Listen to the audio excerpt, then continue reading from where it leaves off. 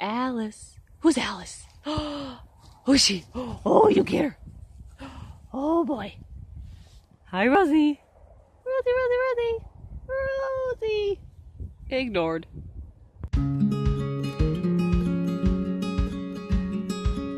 Hey everybody, finals week is over. I'm still waiting on a grade for one of my classes. It's an English class, so if I get a bad grade, that's gonna be kind of pathetic, but we'll not worry about that for now. I celebrated the fact that I'm going to get 1 week off from school by going to see How to Train Your Dragon, The Hidden World, and I cried a little bit because I'm an adult. Also, Camp NaNoWriMo is in April, and that's super exciting, and if you guys don't know what that is, it's like NaNoWriMo, only you get to set your own goals during the month of April. And a writing group I'm part of just happens to be doing a novella contest during that month, so I'm going to try and do school and write 20,000 words. Yay! Today I'll be doing a video I've been really looking forward to since I've started this channel, and that is talking about 10 tropes in fiction that I love. This is not an all-encompassing list. I'll probably end up doing another one of these videos sometime soon, but we're gonna get started with these. Standard disclaimer, these are the tropes that I love. If you don't love them, that's fine. If I don't love your tropes, that's fine. If you don't like any of these on the list, I mean, that's fine. I think you have a sad life and you don't love anything, but that's fine. Trope number 1 that I absolutely love is the bad guy, not like horribly bad guy, but the sort of bad guy that ends up being good. This is basically 100% because of Zuko, Avatar: The Last Airbender. If you don't know what that cartoon is, go look it up right now. It's amazing. It's perfect. It's probably the best TV show that's ever existed. For this to work, the bad guy can't be completely evil. Like if they make Kylo Ren in the new Star Wars turn into a good guy, that's not okay. He killed Han Solo. I'm not gonna forgive him, so that's not okay. But the right bad guy turned good guy trope is absolutely fantastic. Trope number 2 that I love, and there's going to be a couple romance tropes in here, is the people that hate each other that end up falling in love. I don't know very much about Game of Thrones. Like, I've watched a couple clips on YouTube, and I get the general storyline, but that show is way too rated R for me. But the one thing I did get out of it is that Jaime Lannister and Brienne need to be together. I ship that. Yeah, that needs to happen. This happens in all sorts of books, and it's adorable. It's my favorite thing ever, and I'm probably going to end up writing one of those very, very soon. Trope number 3 is along those lines. It's basically if anyone sort of comes into their new family or is stuck with the protagonist and they're kind of a jerk in the beginning, but they slowly grow to love them, and it's sort of like the found family where they're all a bunch of misfits and there was just the one jerk who is now super protective and loves everybody. That trope is the best. It is so much fun, especially if the person has to eventually admit that they really love their new family. I also have this trope in a book that I'm working on. I'm going to have a lot of these things on this list are going to be in a book of mine. Probably all of them. Trope number 4 is the chosen ones who don't really know they're chosen ones, and when they find out, they seriously reject it. The first thing that comes to mind again is Aang off The Last Airbender. Seriously, go watch that show. It's fantastic.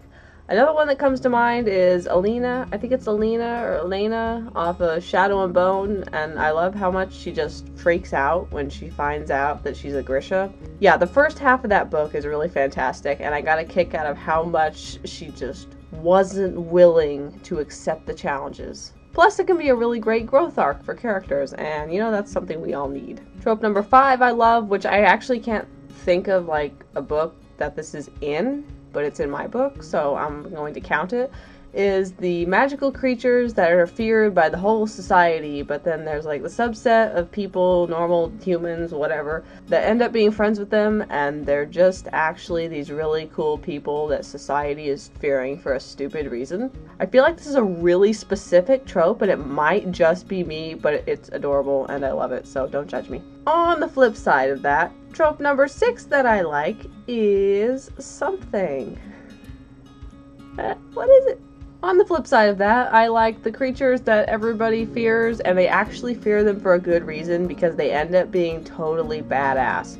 Like, I like the stories with fae or fairies where they're actually tricksters and kind of evil, which was the traditional version of them, and they're not just, like, powerful god, vampire, sparkly beings. Yeah, finding out some magical creatures are totally badass is, like, the coolest moment ever, and especially if it's in movies, it's just awesome. Trope number 7 is the big, badass warrior dude who actually has, like, a heart of gold. I know this is like a trope in everything, and for the record, I don't mean like abusive jerks. I don't get why people like that stuff. I mean legitimately good people who just look like they might rip your liver out and eat it, but will actually like hug you and adopt you into their family and buy you a puppy. Yeah, I live for those tropes. They're so cute. And I most definitely have one of those in my book. He may or may not be my favorite character. So yeah. I feel like that works best with a big warrior dude. Somehow it is just not as effective with a woman, and if that bothers you, I don't really care. It's adorable when the big dude has a heart of gold, so whatever. Trope number 8 is kind of like that, except it's the grumpy old wise warrior mage mentor trope where they don't really like anyone, they just want to be left alone. But once they're in charge of the hero, their heart melts and they will do anything for them, and they suddenly love them and they have place in their souls for a family. This is especially adorable when it's like a really, really old person with like a little kid, and it's just so sweet and my heart explodes over that stuff. Yeah. The next one has mild spoilers for How to Train Your Dragon, I think. Kind of mild, but if you really don't want to know, just mute for a few seconds. And that is when old friends reunite. I was reminded of this one in the end when Hiccup and Toothless reunited. And I especially love it when they look like they're gonna beat each other up, or Toothless looked like he was gonna eat Hiccup, and then they all of a sudden remember who they are, they just bear hug each other. Yeah, that stuff makes my heart explode, and like I said, I totally wasn't crying in the theater or anything.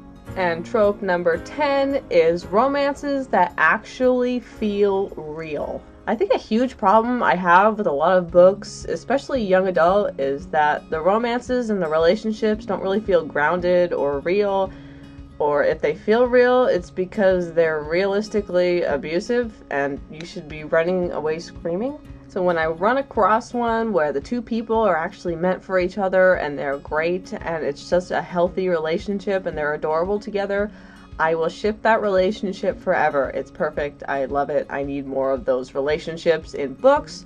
I aspire to write better relationships in books than what I read a lot of in YA. So when I find a great relationship, I cling to it. So those are 10 tropes that make me feel all warm and fuzzy inside and make the child in me jump up and down when I see them in movies. Like I said, this is probably not going to be the only one of these lists I make. One will be coming soon in the future as I remember them and see them and write them myself.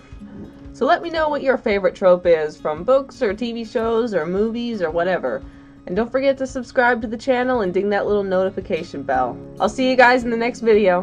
Bye!